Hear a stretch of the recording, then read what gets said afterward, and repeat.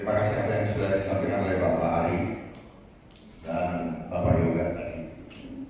Apa yang disampaikan oleh Bapak Ari tadi adalah dampak. Tapi apa yang saya akan sampaikan di sini, kenapa semua itu bisa terjadi, itu yang perlu dikupas oleh Pak. Karena kebanyakan selama ini apa yang adik-adik pelajari hanya selalu berbicara dampak. Kita selalu mengeluh tanpa mencegah atau menghentikan semua proses yang kita rasakan tadi. Kita tidak mau diperbudak, tapi kita selalu terima untuk diperbudak. Melalui apa? Melalui regulasi. Ya. Kalau tadi dibilang, Soekarno berkata bahwa musuh kami, perjuangan kami lebih mudah karena melawan penjajah. Musuhnya jelas, tetapi perjuangan kalian lebih sulit karena melawan bangsa sendiri. Tetapi Pak Ari tidak menyampaikan siapa lawannya. Lawannya adalah pengatur regulasi di bangsa ini, yang selalu menakut-nakuti kita semua, adik-adik dan saya. Dan sebentar lagi akan terjadi itu dengan diberlakukannya kejadian luar biasa dengan permainan polusi yang bukan polusi sesungguhnya. Ya. Makanya ada undang-undang kesehatan Omnibus Law. Namanya aja Omnibus Law, bukan produk asli Indonesia. Jadi mau tidak dijaga, mau tidak diperbudak, tapi membiarkan regulasi itu berjalan di bangsa ini. Artinya apa? Kita munafik. Mereka itulah musuh kita semua. Saya tidak suka berbicara dengan retorika. Saya paham semua agenda itu. Saya termasuk yang menolak digitalisasi.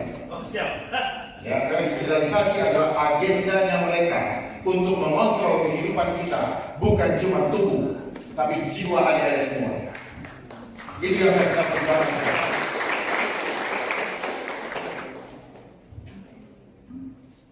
Tema yang disampaikan adalah kita menyongsong generasi emas 1945. Ini adalah semua adalah kebohongan. Ya, kebohongan yang dicanangkan. Dari mana ide generasi emas? Pernahkah kita pertanyakan kepada yang mencanangkan ini? Kita tidak pernah menanyakan. Ide ini adalah dari barat yang diinisiasi oleh apa? United Nations lewat UNESCO. Mereka yang mencanangkan itu untuk apa? Membuat kita terkesima bahwa kita akan menjadi generasi emas tahun 2045.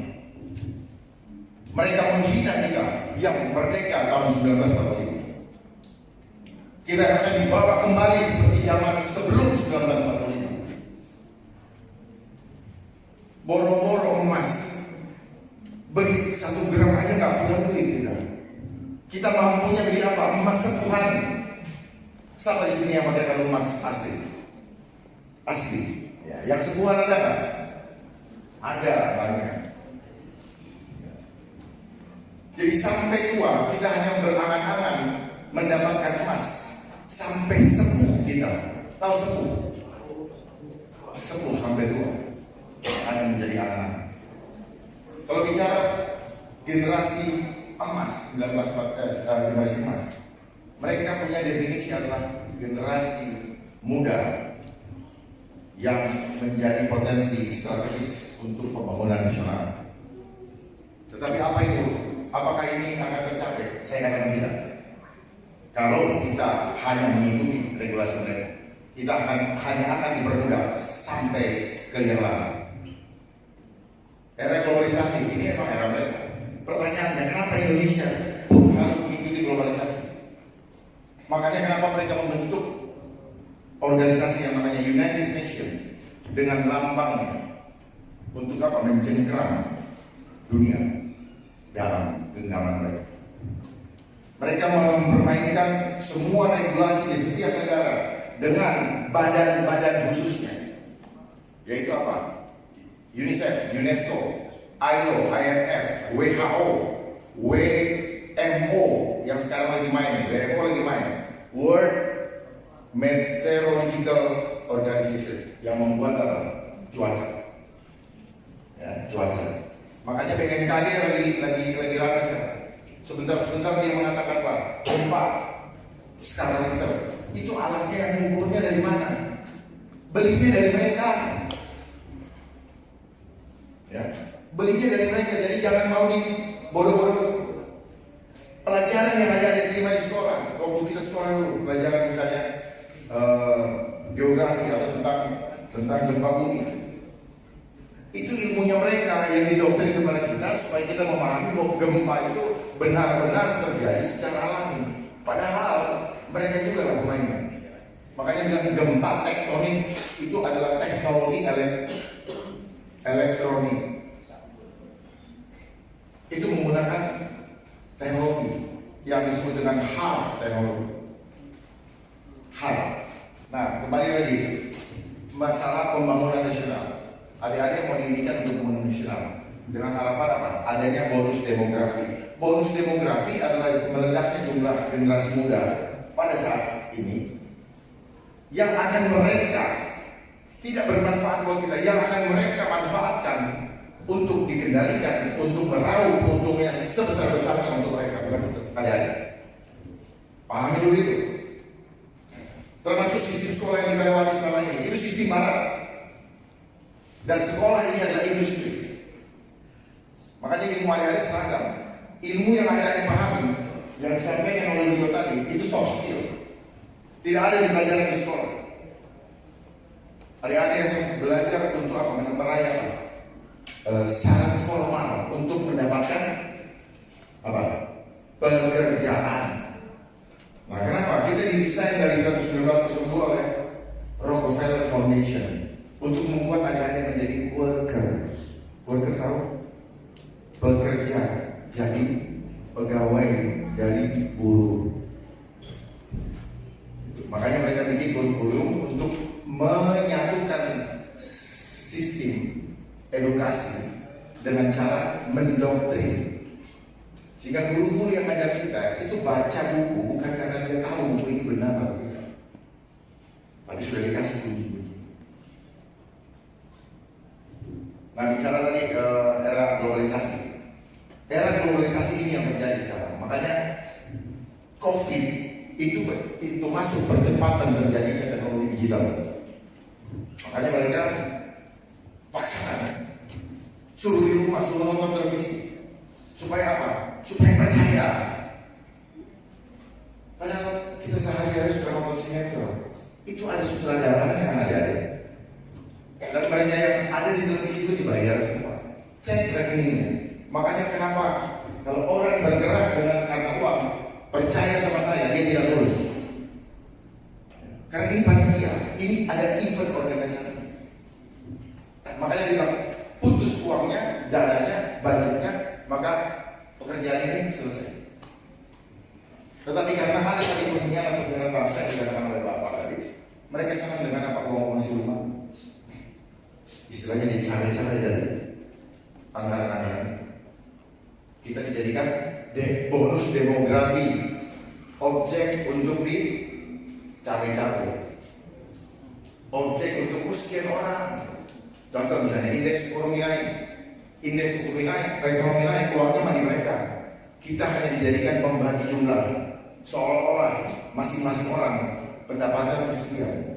Padahal enggak, mereka memanipulasi jumlah untuk mereka. Paham? Saya harap waktu sebentar ini manfaatkan betul. Karena adik-adik adalah generasi penerus yang akan memegang kepemimpinan bangsa ini. Tetapi jangan hanya dibuai oleh retorika bahwa kalian adalah yang akan merubah bangsa. Kita tidak akan pernah berubah kalau kita tidak berani untuk berubah sistem. Jadi sekali lagi, globalisasi ini definisi yang saya buat. Proses penyatuan sistem seluruh dunia dalam segala aspek kehidupan manusia yang bertujuan untuk mengambil alih kendali hidup manusia dari tangan Tuhan agar dapat dikendalikan secara teknologi.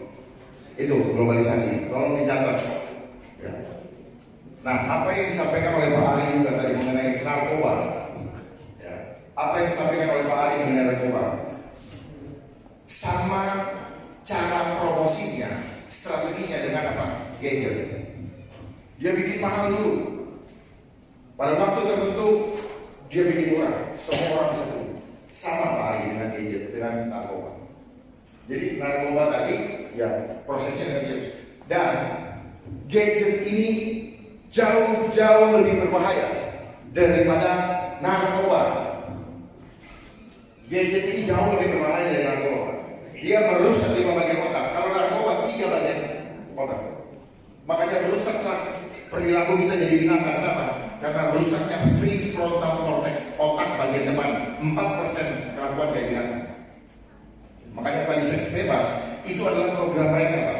Termasuk LGBT, program mereka yang diinisiasi, disponsori oleh United Nations. Mulai dari mereka, gurunya semua perempuan. Terus adik-adik sekarang sudah pakai celana panjang. Kelihatannya untuk efisiensi, untuk lebih mudah bergerak. Tetapi itu adalah cara dia untuk membuat orang-orang yang punya kelainan orientasi seks itu tidak merasa canggung berada di tengah-tengah wanita normal. Nggak sadar kan? Termasuk emansipasi wanita, di mana wanita boleh bekerja. Nggak salah memang. Tetapi dia membuat faktor-faktor kesulitan dalam mencari ekonomi sehingga wanita boleh juga turut bekerja. Apa yang dia dapatkan? Dia dapatkan beberapa dampak. Pertama, dia menjauhkan anak dari ibunya. Terjadilah selingkuhan dan sebagainya. Kedua, dia mendapatkan pajak double dari suami dia dapat, dari istri dia dapat. Luar biasa, eksploitasi. Karena sistem kapitalis ini, tadi yang dibicarakan oleh Pak Yoga adalah sistem kapitalis. Sistem kapitalis ini adalah menjadikan manusia sebagai objek dominasi dan objek eksploitasi. Nah, kemudian berkaitan dengan program Muluk 2045 Generasi Emas, mereka membuat agenda 2021 yang adik-adik semua harus tahu. Sustainable Development Goals. Ada 17 programnya. Yang pertama, no poverty, mengentaskan kemiskinan. Yang akan terjadi adalah sebaliknya, mereka memiskinkan kita seada-adanya. Makanya sejak adanya COVID-19 itu bukan nama penyakit, tetapi dilegitimasi lewat protokol kesehatan yang saya sebut selalu protokol kesehatan. Semua penyakit namanya cuma satu. Mau meninggal karena panuan kah, kejepit kakinya kah, masuk tabrakan, namanya harus COVID. Karena itu bisnis. Dan setiap orang yang itu mau melakukan itu harus tahu satu anggaran orang meninggal berapa setelah studi dikasih nama COVID. Nanti dibagi kepada yang mau keluarganya dicatat sebagai korban COVID. Selebihnya masuk kantong. Luar biasa permainan ini. Pak Jokowi mengatakan hilang dana 1.400 triliun, tetapi tidak pernah diinvestigasi kemana. Sebesar itu, masa tidak sisa 1 triliun? Ya, 349 triliun juga yang di Kemenq, enggak juga itu. Lalu gimana? Jadi COVID-19 itu adalah suatu singkatan. Makanya saya selalu bercanda. Kenapa kita tidak pernah mempertanyakan kenapa namanya dirubah jadi Taufik, Ucok? Kenapa diimpor namanya? Atau mungkin Pak Ridho? Terus dia datang ke Indonesia naik pesawat apa? Kan dia bisa lihat itu. Ada kali di restoran, ada kali. Berarti dia bisa lihat itu. Dia adalah sesuatu yang mempunyai mata. Kenapa dia tidak naik pesawat apa, naik Garuda? Mana dia punya ini, paspor atau list SNP? Kenapa itu tidak kritis? Ini permainan psikologi intelijen. Begitu kita ditakut-takutin, akan siap kita bilang ngikut terus, nanti itu psikologi. Ya, saya ngerti pertanyaan itu, Pak. Dan herannya mereka hukum tidak pernah mempertanyakan kenapa kematian ini tidak pernah diotopsi. Padahal kita belajar sama-sama. Namanya forensik itu harus menjadi pembuktian hukum untuk membuktikan kematian seseorang itu diakibatkan oleh apa. Karena ini adalah pekerjaan terstruktur, sistematis dan masif, maka mereka harus merubah semua aturan-aturan itu. Tetapi muncul lagi di Undang-Undang Kesehatan Omnibus Law ini. Oh, kalau ada begini-begini harus diinvestigasi lewat forensik. Kebetulan saya mengerti aturan main. Nah, terus kenapa dipaksa isolasi? Supaya apa? Supaya tidak ada saksi mata yang melihat ketika pasien atau keluarga itu mereka terjadi. Dan kenapa tidak boleh juga bawa handphone? Catat, tanya keluarga-keluarga yang sudah meninggal, apakah dia bawa handphone? Handphone hilang. Makanya orang sudah terbiasa dengan handphone. Kalau jauh dari handphone, rasanya separuh jiwaku melayang. Makanya semua kenapa ini? Ini adalah cara untuk mengontrol kita di dalam kehidupan kita sehari-hari. Mereka kontrol dimanapun kita berada, mereka tahu. Dan mereka memainkan psikologi kita dengan memainkan social engineering untuk merubah karakter kita.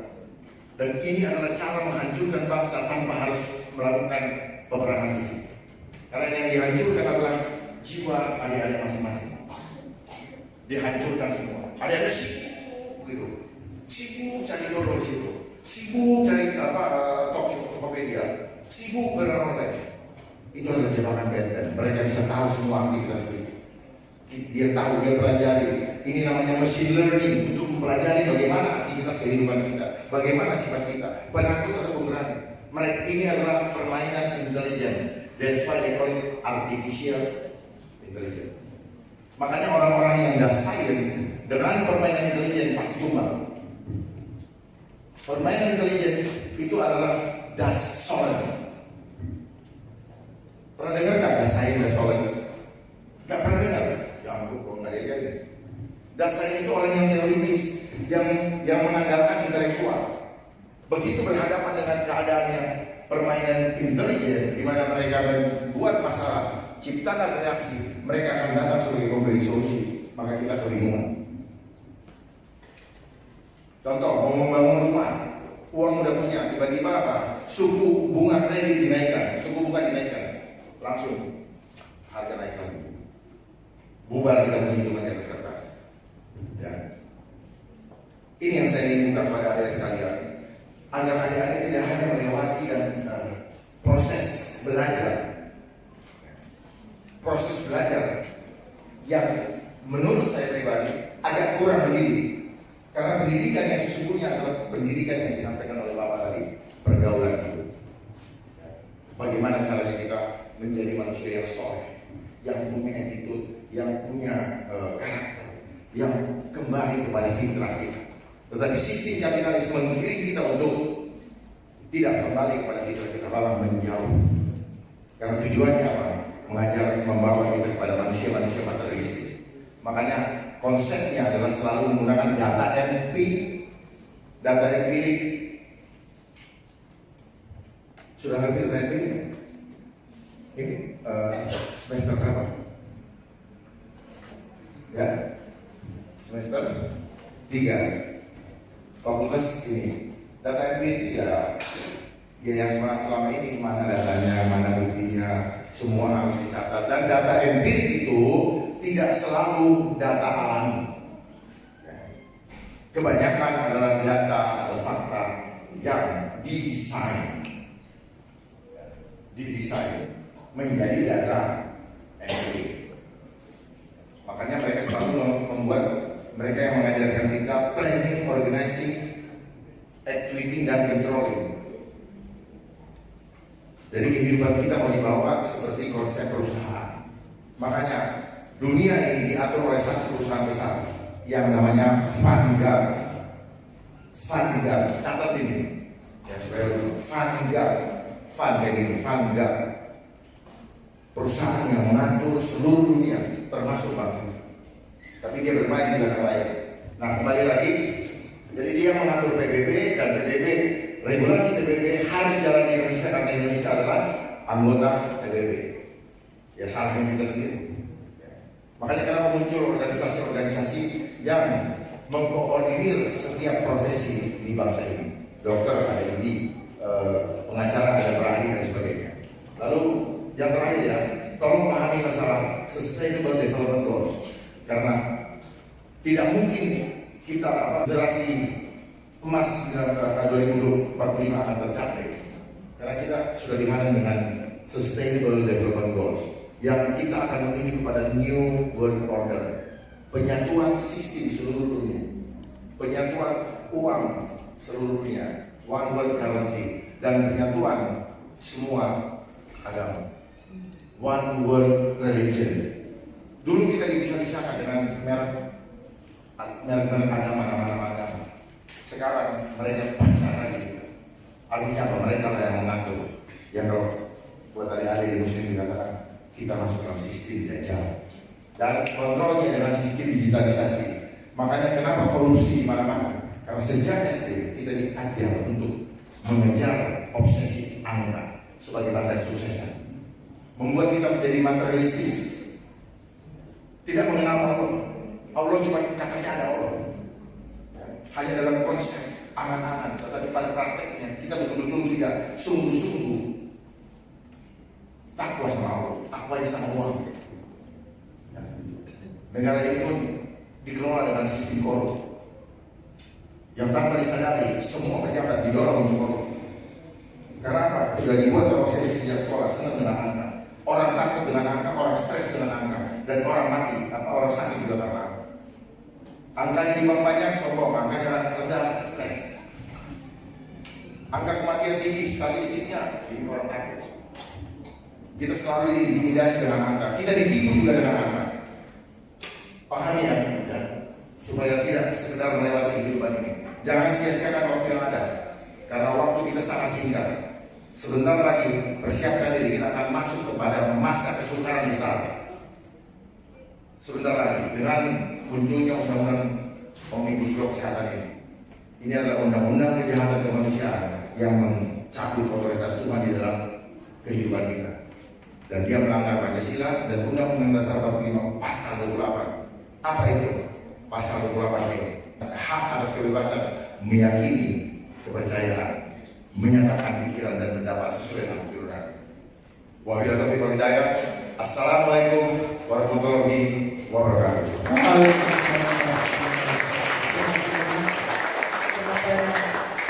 Cukup luar biasa dari Bapak Komjen Dharma. Rasanya materi ini cukup menggugah kita sebagai mahasiswa yang teman-teman sekalian.